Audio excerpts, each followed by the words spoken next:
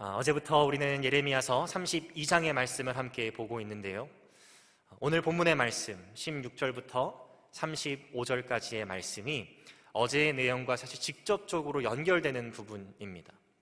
시대적으로 봤을 때는 남유다의 왕인 시드기야 왕이 재위한 지 10년 차에 일어난 일을 다루고 있는데요. 정세적으로 봤을 때에 이미 바벨론에 의해서 예루살렘 성이 포위되어 있는 상태, 그 상태가 1년이 지난 상태이고요. 왜 그러냐면 시드기야 왕 9년차, 재위 9년차 때부터 이미 바벨론은 예루살렘을 포위하고 있었기 때문입니다. 그리고 시드기야 왕 11년차, 즉 지금 이 사건이 일어나고 있는 1년이 지난 뒤, 그때 예루살렘은 결국 함락당하게 됩니다. 그래서 지금 우리가 읽는 이 32장의 시점은 바벨론에 의해서 이미 포위당해서 그 두려움과 공포를 느끼고 있는지 약 1년이 지난 상태고, 그리고 1년 후에는 하나님의 말씀대로 바벨론에 의해서 남유다가 멸망당하게 될, 시점적으로 봤을 때는 그런 상황에 지금 놓여 있습니다. 이 당시 이 예레미야서를 작성한 예레미야는 무엇을 하고 있었을까요? 그는 끊임없이 남유다를 향해서, 또 시드기야 왕을 향해서 이제 바벨론에 의해서 우리가 멸망할 것입니다, 왕은 이제 죽게 될 것입니다, 이런 저주와 같은 예언을 끊임없이 했습니다. 그래서 시드기야 왕이 당연히 그를 미워할 수밖에 없겠죠. 그래서 예레미야를 감옥에 가둬놓은 상태입니다.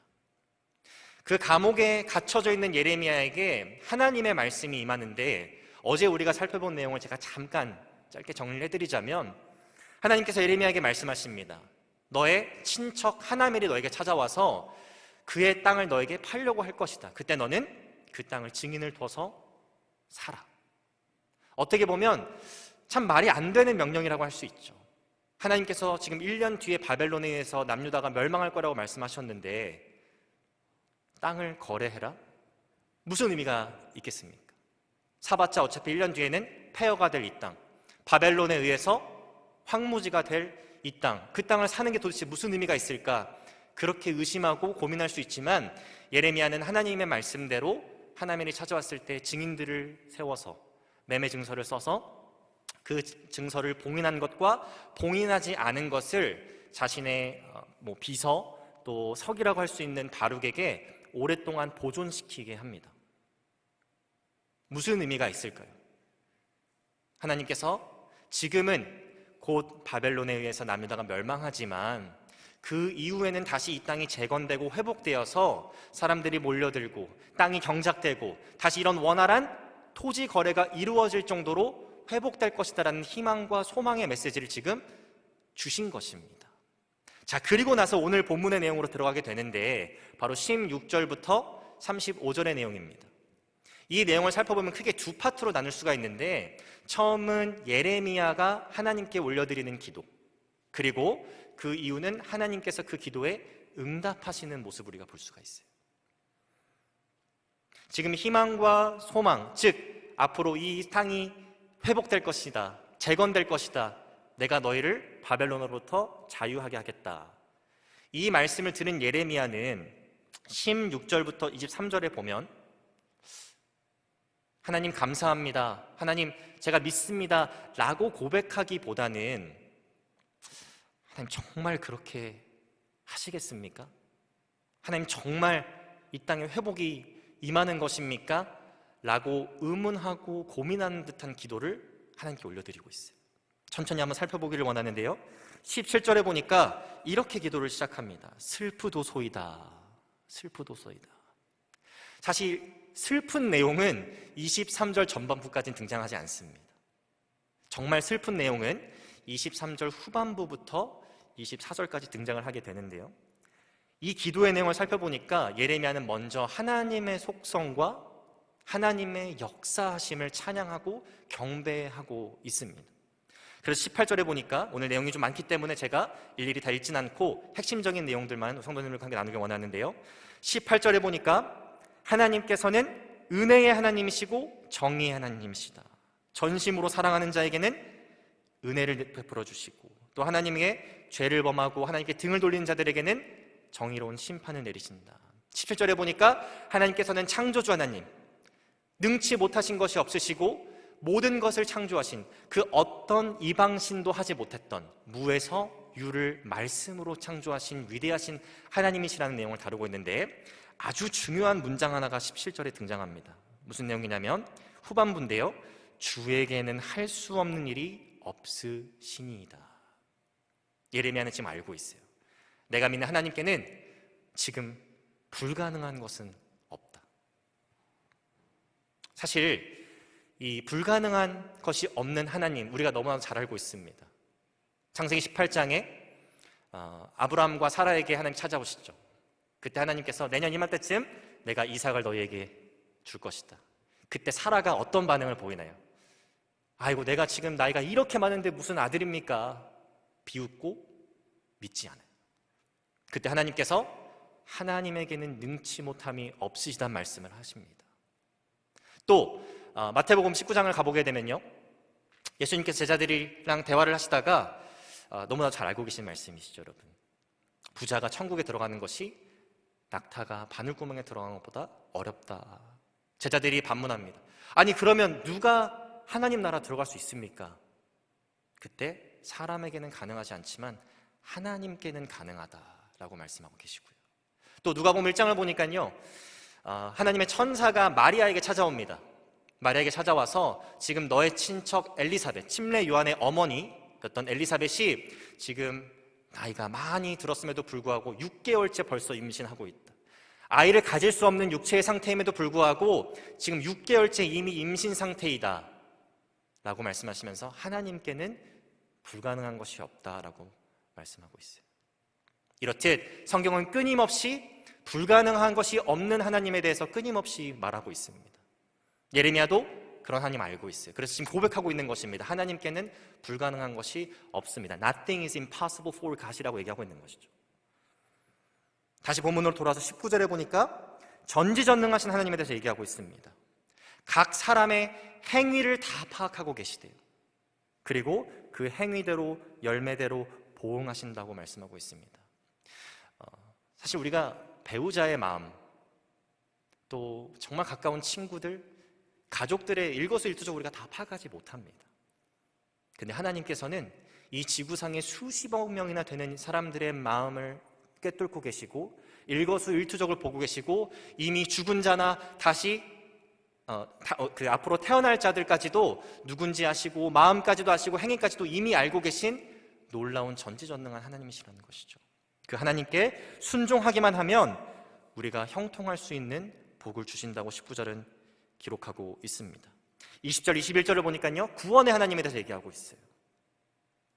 출애굽시키신 하나님, 절망과 또 신음 속에 빠져 있었던 이스라엘 백성들, 애굽의 포로로 살아가던 그 이스라엘 백성들에게 하나님께서 기적과 표적까지도 행하셔서, 잘 아시겠지만 지팡이를 뱀으로도 바꾸시고 강물의 색깔도 바꾸시고 메뚜기 떼도 보내시고 짐승의 새끼, 사람의 자식 할 것 없이 첫 번째 자식, 첫 번째 새끼들이 한 번에 죽게 하시는 생명의 주관자 되신 하나님, 구원자 되시는 하나님, 그 하나님을 이미 이스라엘은 기억했고 지금 마치 이 말씀을 읽는 자들로 하여금 그 하나님을 기억해야 한다고 말하는 것과 같이 말씀하고 있습니다.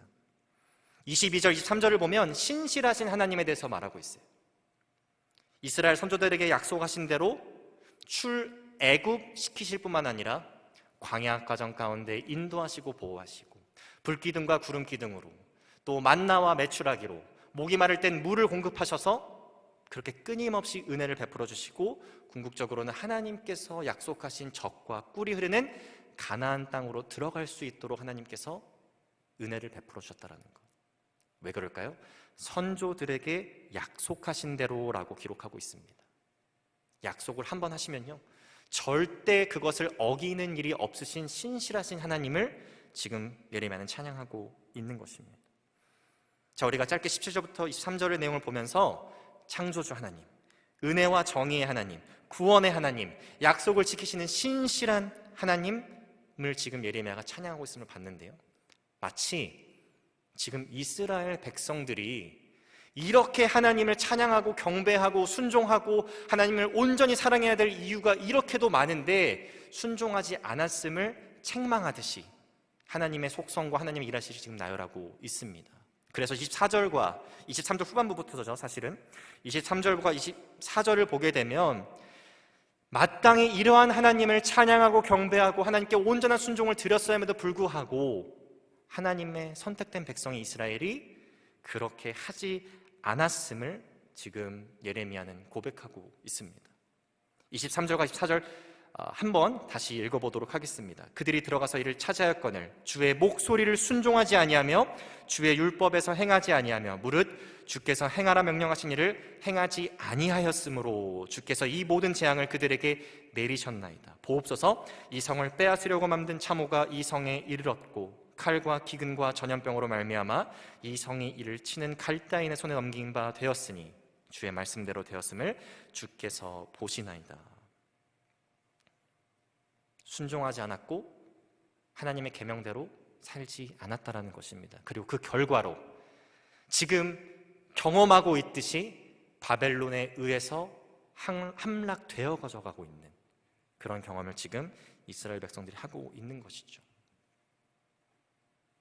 근데 아까 제가 여러분들의 초반에 말씀드렸듯이 어제 본문의 마지막 15절은 그 매매 증서에 대한 의미를 설명하면서 이제 이 땅이 다시 회복될 것이고 재건될 것이라는 소망의 메시지로 어제 본문은 마무리가 됐습니다. 그리고 예레미야도 지금 하나님의 그런 위대하심, 창조주 하나님, 구원의 하나님, 신실하신 하나님, 정의와 사랑의 하나님, 이런 하나님의 속성과 일하심을 고백하면서 굉장히 훌륭한 기도를 하고 있는 듯 보이죠. 근데 25절에 굉장히 흥미로운 발언을 그 기도 가운데 하게 됩니다. 25절의 말씀입니다. 주 여호와여, 주께서 내게 은으로 밭을 사며 증인을 세우라 하셨으나 이 성은 갈대아인의 손에 넘기신 바 되었나이다. 예레미야는 지금 알고 있어요. 하나님 어떤 분이신지도 알고 또 하나님께서 어떻게 지금 이스라엘 백성들에게 역사하셨는지도 알고 있습니다. 그렇게 고백했고요 지금. 그리고 하나님께서 이 땅을 회복시키실 거라는 말씀도 알고 있습니다. 머리로는 이해가 되는데 마음으로는 정말 하나님의 말씀대로 이 땅에 회복이 임할 것입니까? 정말 하나님의 말씀대로 이 땅이 재건될 것입니까? 고민하고 씨름하고 의문하는 것처럼 지금 기도하고 있어요. 왜 이 도시가 지금 멸망하기 직전인데 하나님, 제가 지금 보는 것은 성 밖에 수많은 바벨론 군사들이 우리를 포위하고 있고 시간만 지나면, 이제 얼마 지나지 않으면 이 땅이, 이 성이, 이 도시가 함락될 것은 너무나도 자명한 사실인데 하나님, 정말 그 매매한 것처럼, 땅을 거래한 것처럼 이 땅이 회복될 것입니까? 라고 하나님께 질문한 듯한 기도를 지금 하고 있다는 것입니다. 충분히 할 수 있는 기도, 충분히 가질 수 있는 의문인 것 같습니다. 제가 예전에 여러 해 동안 청년부 사역을 하면서 한 가지 겪었던 일이 있는데요. 그때 열심히 신학 공부를 하면서 지내던 때였습니다. 기말고사 기간이었던 것으로 제가 기억을 하는데 밤 10시가 지났던 것 같아요. 그때 한 청년에게서 문자가 왔습니다. 근데 문자의 내용이 그렇게 일반적이지 않은 내용이었어요. 어떤 내용이냐면 설명도 없이 저 지금 죽고 싶습니다. 제 생에 의미가 없다는 것을 깨닫고 저는 이제 죽을 겁니다. 저는 더 이상 소망이 없습니다. 제가 너무 놀래가지고요.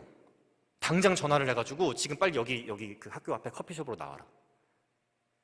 만나서 얘기를 들어보니까 그 청년이 사실은 감당하기 너무나도 어려운 일들이 2주라는 텀 사이에 다 일어났었더라고요. 부모님이 체류의 문제 때문에 이제 버티시다가 결국 원치 않게 한국으로 귀국하게 된 상황. 또 교통사고가 나서 본인은 크게 이제 정신적인, 육체적인 다침이 있었고 또 본인의 차까지도 폐차시켜야 하는데 다시 차를 구입할 금액이 없었던 상황. 열심히 준비해서 학교에 입학 통지서를 받았는데 장학금 문제가 잘 해결이 안 돼서 학교에 갈 수 없게 된 상황. 또 직장에서 레이오프, 해고 통보를 받은 상황. 이것들이 2주라는 텀 사이에 한 번에 다 몰려왔음을 고백하면서 하나님 어디 계시냐고, 내가 하나님 살아계신 것도 알고 하나님께서 선하신 분인 것도 아는데, 하나님 어떤 분이신지도 아는데 도저히 그 하나님을 내가 믿기가 너무 어렵다. 물론 예레미야 상황과는 조금 다를 수 있지만 내가 머리로 아는 것과 마음으로 고백되어지는 것, 그것이 어쩔 때는 괴리감이 생길 때가 있다는 것입니다. 내 상황이 너무나도 어렵고 힘들 때는요. 아마도 예레미야도 머리로는 다 알고 있는데 마음으로 조금 의문하고 고민했던 것 같아요. 자, 이렇게 의문하고 고민하고 의심하던 예레미야에게 하나님께서 27절부터 그 기도에 응답하십니다. 27절에 나는 여호와요 모든 육체의 하나님이라 내게 할 수 없는 일이 있겠느냐. 아까 예레미야가 고백한 것처럼 하나님께는 불가능한 것이 없습니다. 하나님께서 응답하시기를 그래, 너 말이 맞다. 나는 여호와니라 모든 육체의 하나님이라 나에게는 불가능한 것이 없느니라. 지금 무슨 말씀하고 계시는 걸까요? 너가 보기에는 절대 내 말이 이루어지지 않을 것 같은 느낌이 들지? 아니, 나는 하나님이야. 불가능한 것은 가능케 되고 인간의 시야 속에서, 인간의 눈 속에서 불가능한 것들을 하나님께서는 너무나도 수월하시게, 너무나도 쉽게 이루실 수 있는 능력이 있다라고 지금 응답하고 계신 것입니다. 그리고 나서 28절부터 35절까지의 내용을 살펴보게 되면 아까 예레미야가 아주 적절하게 분석하고 또 성찰한 것처럼 이스라엘이 왜 바벨론에 의해서 멸망할 수밖에 없는지에 대한 여러 가지 설명을 하게 되는데, 짧게 한 절 한 절씩 살펴보면요, 28절, 29절에 이제 하나님의 말씀대로 바벨론에 의해서 예루살렘이 멸망할 것을 분명하게 확인시키시고, 32절에 보니까 그렇다면 과연 누가 우상 숭배를 했는가를 알려주세요. 보니까요, 예외 없이 전부다입니다. 예외 없이 전부다. 높은 자 낮은 자 할 것 없이, 어른 어린아이 할 것 없이, 심지어 제사장들과 선지자들도 예외 없이 하나님께 우상 숭배를 했다고 32절은 기록하고 있고요. 자, 그렇다면 이 우상 숭배의 정도가 어느 정도였느냐, 도대체 얼마나 심각한 상태였는가를 34절과 35절에 얘기하는데, 하나님의 성전을 모독하고요, 바알 신전을 세워서 바알을 섬기고 심지어 몰렉이라는 이방신에게 자신들의 자녀를 죽여서 제물로 삼아서 바치기까지 했다는 것입니다. 얼마나 패역하고 패악한 상태로 이스라엘 백성들이 하나님께 우상 숭배했는지를 보여주는 장면이 34절, 35절입니다. 그래서 35절에 하나님 뭐라고 말씀하시나요? 나는 이런 것들을 명한 적도 없고 가르친 적도 없다. 자, 이런 상황 속에서 하나님께서 가만히 계셨을까요?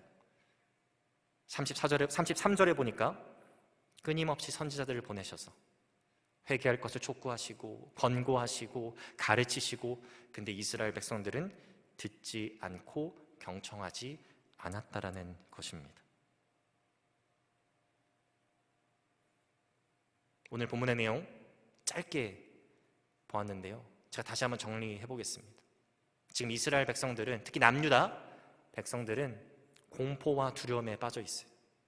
이미 1년 전부터 바벨론이 포위하고 있습니다. 시간적으로 봤을 때 이제 곧 함락되기 일보 직전이에요. 그때 하나님께서 예레미야에게 찾아오셔서 도저히 인간의 입장에서는 잘 이해가 되지 않는, 납득이 잘 되지 않는 그런 명령을 하십니다. 너의 친척이 너에게 올 것인데 그에게 그의 땅을 사라.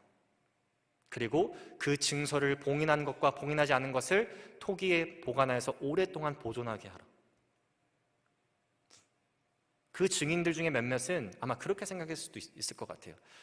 아니, 이 사람 미친 사람 아닌가? 약간 어딘가 덜 떨어지는 사람 아닌가?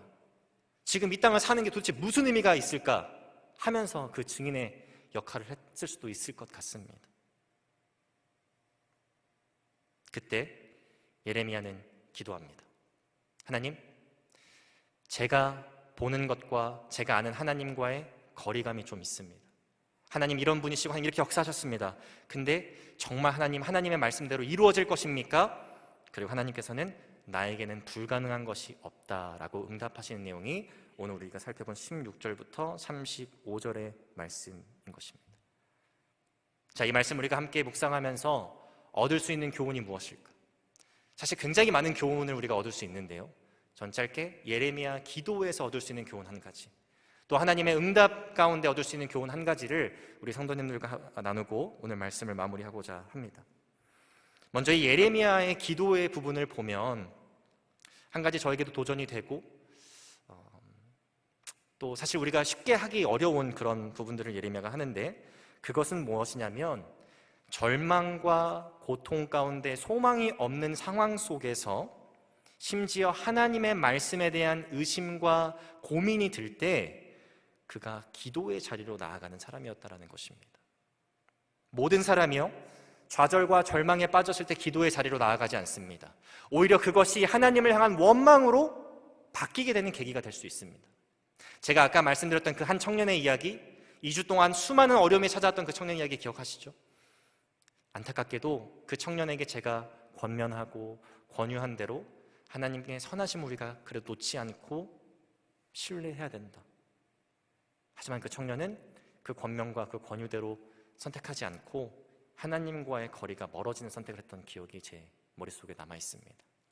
모든 사람이 그런 어려움 속에서 하나님이 어떤 분이신지도 알고 하나님께서 우리에게 어떠한 역사를 행하셨는지도 아는데 그것이 마음으로 믿어지지 않을 때 기도의 자리로 나아가지 않고 하나님께 솔직히 아뢰지 않고 하나님과 씨름하지 않고 하나님을 원망하고 하나님과 관계가 멀어지는 장면 여러분들 주변에서 많이 보셨을 겁니다. 하지만 예레미야는 더 솔직하게, 더 하나님께 아뢰는 사람, 기도하는 사람, 더 하나님께서 어떤 분이신지 어떻게 역사하셨는지를 고백할 줄 아는 사람이었다라는 것입니다. 이것을 우리에게 어떻게 적용할 수 있을까요? 아마 제가 알지 못하는 그런 어려움과 역경과 고난, 환난의 시간을 우리 성도님들께서 지금 보내고 계신 줄로 제가 짐작하고 있습니다. 그때 우린 더욱더 기도해야 합니다. 더욱더 하나님께 솔직하게 아뢰야 합니다. 우리가 씨름하는 것들, 우리가 고민하는 것들, 우리가 의문 갖고 있는 것들을 하나님, 제 마음이 이렇습니다. 하지만 하나님 신실하시고 하나님 위대하시고 창조주 하나님이시고 구원의 하나님이시고 정의와 사랑의 하나님이심을 제가 다시 한번 고백하고 다시 한번 기억하기 원합니다. 하나님 도와주옵소서. 이렇게 우리는 기억하고 기도해야 된다는 것입니다. 하나님이 주신 응답, 예레미야의 기도에 응답하신 내용 속에서 우리가 발견할 수 있는 교훈 한 가지, 그것은 우리가 이미 만일 읽었지만 하나님께는 불가능하다는 것이 없다라는 것입니다. 그것을 기억해야 된다는 것입니다. 그것을 우리가 고백해야 된다는 것입니다. 우리 인간의 시야 속에서, 인간의 생각 속에서 도저히 가능할 것 같지 않은 일들이 우리 주변 속에서 일어날 수 있습니다. 회복될 수 없을 것 같고 하나님의 말씀대로 이루어지지 않을 것 같은 그때 그 마음.